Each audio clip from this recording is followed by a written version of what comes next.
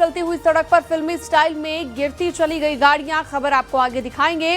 कासगंज में नोएडा जैसा दर्दनाक हादसा हो जाता, कैसे बची 2 लोगों की जिंदगी, ये भी आगे आपको दिखाएंगे।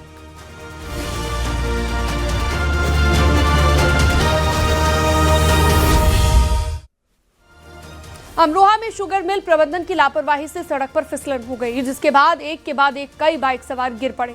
15 से ज्यादा लोग घायल हो गए हैं। जानकारी मिलने के बाद पुलिस ने सड़क को धुलवाया है। एक रिपोर्ट आपको दिखाते हैं। 1, 2, 3, 4 और इस तरह एक के बाद एक कई बाइक इसी तरह सड़क पर फिसलती चली गई। आखिर एक साथ इतनी गाड़ियां क्यों गिरने लगी? यहाँ पर ना कोई फिल्मी सीन फिल्माया जा रहा है और ना ही किसी को स्टंटबाजी का शौक है। बाइक सवार आ रहे हैं और सड़क पर फिसलते ही गिर जाते हैं। लोगों को संभलने तक का मौका नहीं मिलता। हादसे से कई लोग घायल भी हुए, इनमें महिलाएं भी शामिल हैं। दूसरे राहगीर उन्हें संभालने की कोशिश कर रहे हैं। अमरोहा के बछरायू थाना क्षेत्र में शुगर मिल की लापरवाही का ये खतरनाक परिणाम सामने आया है। 2 मिनट के अंदर करीब 10 से ज्यादा बाइक सवार फिसलकर सड़क पर गिर गए। कई बाइक सवार तो अपनी बाइक के साथ दूर तक फिसलते हुए चले गए। हाईवे पर खड़े एक शख्स ने अपने मोबाइल फोन से वीडियो बना लिया। हादसे में करीब 15 से 20 लोग घायल हो गए और 2 व्हीलरों को भी नुकसान हुआ। बताया जाता है कि शुगर मिल से निकलने वाले गन्ने के अवशेष और गंदगी को बिना साफ किए सड़क पर छोड़ दिया गया था। मिट्टी भी जमा थी। इसके बाद जब बारिश हुई तो सड़क पर कीचड़ बन गया। इसी की वजह से वहां से गुजरने वाले 2 व्हीलर एक के बाद एक गिरने लगे। घटना की जानकारी मिलते ही अमरोहा पुलिस मौके पर पहुंची। पुलिस ने सबसे पहले ट्रैक्टर की मदद से सड़क पर पड़े मलबे और गंदगी को हटवाया। बाद में सड़क की धुलाई करवाई गई, जिसके बाद फिसलन काफी हद तक कम हुई और ट्रैफिक सामान्य हो पाया। स्थानीय लोगों के मुताबिक इस रास्ते से रोजाना सैकड़ों गाड़ियां गुजरती हैं, लेकिन शुगर मिल प्रबंधन ने सफाई करना तो दूर, कोई चेतावनी वाला बोर्ड तक नहीं लगाया, जिससे हादसे की आशंका बनी रहती है। अमरोहा से शिवोम शर्मा के साथ bureau report news 18 UP Uttarakhand.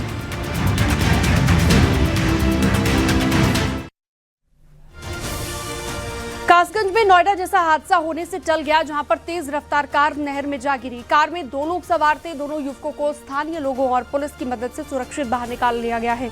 Report आपको दिखाते हैं।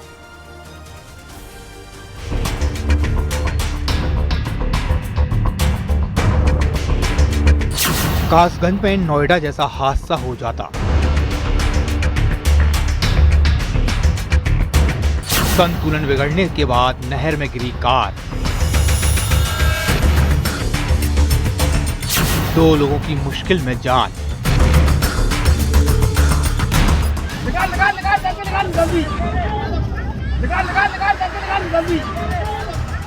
नोएडा में युवराज के साथ जो हादसा हुआ, ठीक वैसा ही कासगंज में होने वाला था, जहां 2 युवक कार के साथ नहर के बीच बुरी तरह फंस गए।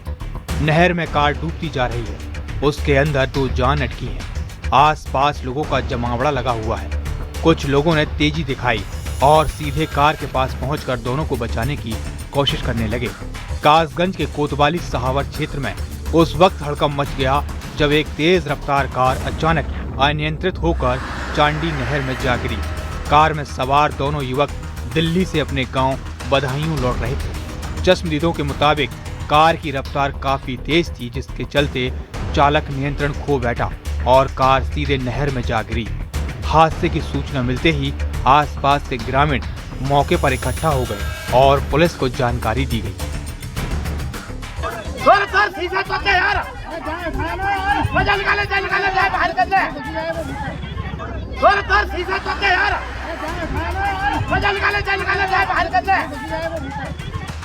वक्त बीतता जा रहा था। दोनों को कार से निकालने में दिक्कत आ रही थी। बड़ी मशक्कत के बाद कार का दरवाजा खोला गया। स्थानीय लोगों की मदद से दोनों कार सवार युवकों को सुरक्षित बाहर निकाल लिया गया।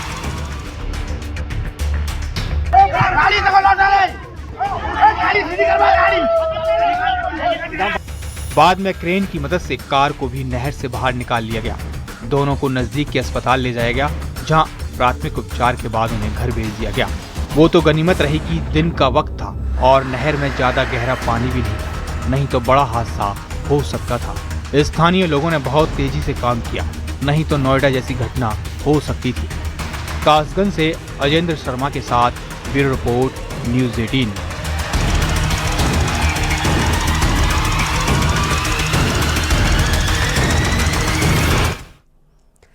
राजस्थान के कोटा में चल रही राम कथा के दौरान देशभक्ति का ज्वार उमड़ पड़ा जब पंडित धीरेन्द्र शास्त्री ने जवानों के साथ देशभक्ति के गीत गाए।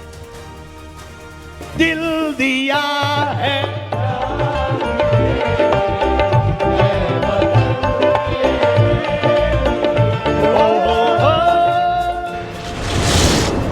बाबा ने गाए गाने, जवान हुए दीवाने।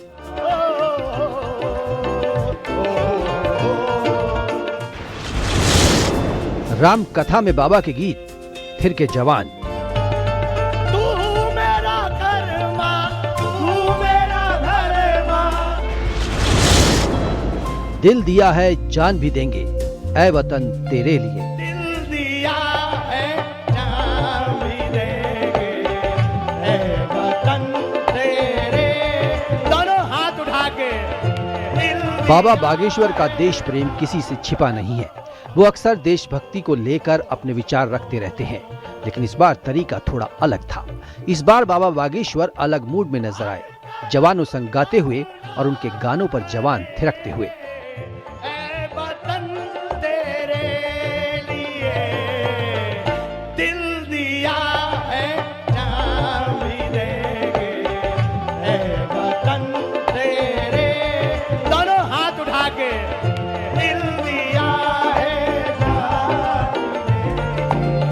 दरअसल कोटा के रामगंज मंडी में श्री गौ माता महोत्सव और राम कथा का आयोजन हुआ। बाबा बागेश्वर राम कथा करने पहुंचे, जहां एक अलग ही देशभक्ति का भावनात्मक और गर्व से भरा दृश्य देखने को मिला।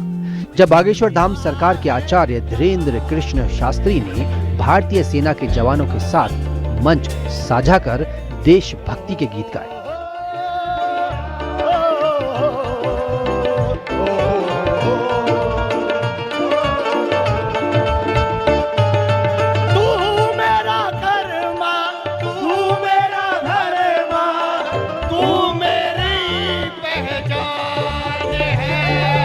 इस धार्मिक आयोजन में राजस्थान, मध्य प्रदेश और उत्तर प्रदेश से बड़ी संख्या में श्रद्धालु पहुंचे। इस बीच कोटा आर्मी स्टेशन से 14 सिख रेजिमेंट के जवान भी कथा पंडाल में पहुंचे। कथा के दौरान आचार्य धीरेन्द्र शास्त्री श्रद्धालुओं के साथ भजन गा रहे थे, तभी उनकी नजर जवानों पर पड़ी। उन्होंने तुरंत जवानों को मंच पर आमंत्रित किया और उनके साथ दिल दिया है जा भी देंगे, ऐ वतन तेरे लिए गीत गाया।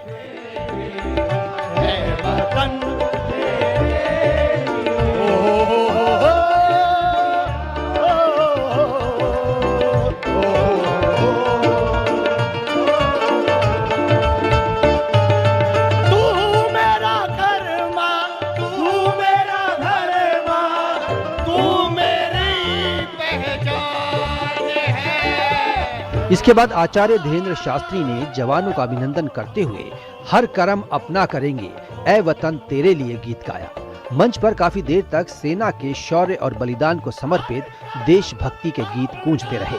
इस मौके पर 14 सिख रेजिमेंट के कमांडिंग ऑफिसर कर्नल आशीष धनखड़ ने भारतीय सेना की ओर से सिद्धपीठ बागेश्वर धाम और आचार्य धीरेन्द्र शास्त्री का अभिनंदन किया। Bureau report, news 18।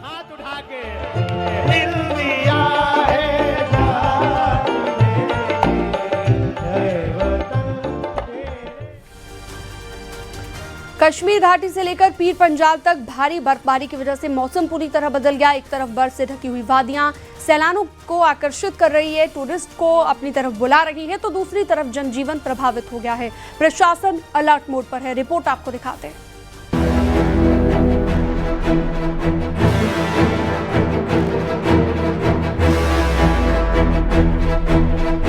कश्मीर घाटी में हुई ताजा बर्फबारी के बाद सड़कों पर भारी फिसलन बनी हुई है। खासतौर पर नारबल गुलमर्ग हाईवे पर हालत बेहद खराब नजर आए। मागाम से लेकर टंगमर्ग तक लंबा ट्रैफिक जाम लग गया, जिसमें सैकड़ों वाहन फंसे रहे। गुलमर्ग जा रहे पर्यटकों को घंटों इंतजार करना पड़ा। हालांकि जाम में फंसे सैलानी भी बर्फबारी का आनंद लेते दिखे और कई जगहों पर बर्फ के साथ खेलते नजर आए। भारी बर्फबारी और खराब मौसम के चलते जम्मू श्रीनगर राष्ट्रीय राजमार्ग NH-44 लगातार दूसरे दिन भी पूरी तरह बंद रहा। सड़क पर जमी बर्फ और फिसलन के कारण वाहनों की आवाजाही पूरी तरह ठप हो गई। हाईवे बंद होने से कश्मीर का देश के बाकी हिस्सों से संपर्क कट गया। सैकड़ों ट्रक, बसें और निजी वाहन रास्ते में ही फंसे हुए हैं। प्रशासन मौसम साफ होने के बाद ही हाईवे खोलने की बात कह रहा है। डोडा और किश्तवाड़ जिलों में भी लगातार दूसरे दिन भारी बर्फबारी रिकॉर्ड की गई। मैदानी इलाकों में करीब 1 फुट और ऊंचाई वाले इलाकों में 2 से 3 फुट तक बर्फ जम चुकी है। तापमान 0 से नीचे चला गया है। तेज हवाओं और तूफान के कारण कई रिहायशी मकानों को नुकसान पहुंचा है। बिजली और पानी की आपूर्ति पूरी तरह बाधित है और भूस्खलन के चलते कई सड़कें बंद पड़ी। आज इस बर्फ का दूसरा दिन है। आज दूसरा दिन लगातार बर्फ जो है मैदानी इलाकों के साथ साथ पहाड़ी इलाकों में भी लगातार जारी है, लेकिन जितने भी लिंक रोड और हाईवे हैं वो स्ट्रक होके रह गए हैं बर्फ की वजह से। क्योंकि आप देख रहे हो कि किस तरह जो है बर्फ पे यहाँ मैनुअल मशीनरी जो है अब यहाँ जो है इसको एक्टिव किया गया है, इसको जो है उठाया जा रहा है। आप देख रहे हैं यहाँ किस तरह से बर्फ को उठाया जा रहा है, यानी 110 फीट के करीब जो है बर्फ है, तो इसको कैसे उठाया जा रहा है। आप देख रहे हैं कि किस किस्म के हालात यहाँ है। जितनी भी इमरजेंसी सर्विस है, रोड है, बिजली है, पानी है, सारा स्ट्रक होकर रह गया है। तो आप देख रहे हैं किस तरह के हालात यहाँ हैं। यानी मैं आपको बताऊं कि ये जिला डोडा के जो एडजेसेंट जो एरियाज हैं, जो पैराथीरीज हैं, उसमें जो है इतनी बर्फ पड़ी हुई है। आप हमारे पीछे देख रहे हो, ये देख रहे हो किस किस्म के हालात हैं। लोग जो है अब बिल्कुल पैदल चल रहे हैं, खास करके जो सिक पेशेंट है, बीमार पेशेंट है, इमरजेंसी पेशेंट जो है उनको जो है चारपाई पे उठा के लिया जा रहा है। पुंछ जिले में भारी बर्फबारी से जनजीवन पूरी तरह अस्त व्यस्त हो गया है। पुंछ जम्मू राष्ट्रीय राजमार्ग सहित जिले के सभी मुख्य मार्ग बंद कर दिए गए हैं। मंडी लोरन, मंडी सावजिया और सुरनकोट बफलियाज मार्ग पूरी तरह से अवरुद्ध है। सड़कें बंद होने के कारण लोग पैदल चलने को मजबूर हैं। जिला प्रशासन ने एहतियातन सभी शैक्षणिक संस्थानों को दूसरे दिन भी बंद रखने का फैसला लिया है। लंबे समय के बाद राजौरी जिला के बलाई इलाके में बर्फबारी हुई है, जिससे लोगों के चेहरों पर एक बार फिर से खुशी लौट आई है। लोगों को लंबे समय से बर्फ का इंतजार था, क्योंकि काफी अरसे से बर्फ नहीं पड़ी थी, जिस वजह से लोग परेशान थे और इस बर्फबारी की वजह से लोगों की फसलें भी अच्छी होंगी। हमारे गांव का नाम केवल है और हमें इस वक्त इतनी खुशी है कि मैं आपको बयान नहीं कर सकता। खुशक साली बहुत ज़्यादा हो चुकी थी और लोग उम्मीद छोड़ गए थे कि इस बार शायद हमारे इलाके में बर्फ़ या बारिश जो है वो नहीं हो रही है। लोग दुआएं कर रहे थे और आखिर अल्लाह ताला ने लोगों की दुआएं सुनी और आज हमारे इलाके में जो है बर्फ़ इस तरीके से इस वक्त भी बर्फ़ जो है वो जारी है। हम अल्लाह ताला का शुक्रिया अदा करते हैं। जहां एक और बर्फबारी ने मुश्किलें बढ़ाई हैं, वहीं दूसरी ओर आस्था की राहें फिर खुल गई हैं। श्री माता वैष्णो देवी दरबार में ताज़ा बर्फबारी के बाद श्रद्धालुओं की संख्या बढ़ गई है। त्रिकुटा पर्वतों पर जमी बर्फ के बीच देश भर से आए श्रद्धालु माता के दर्शन के लिए पहुंच रहे हैं। खराब मौसम के चलते यात्रा कुछ समय के लिए रोक दी गई थी, लेकिन हालात सुधरने के बाद एक बार फिर से यात्रा को बहाल कर दिया गया है।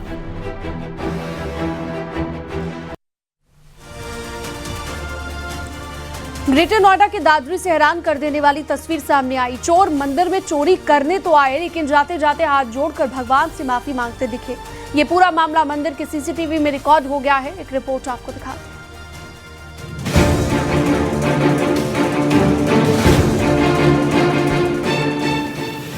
मंदिर में चोरी की घटना।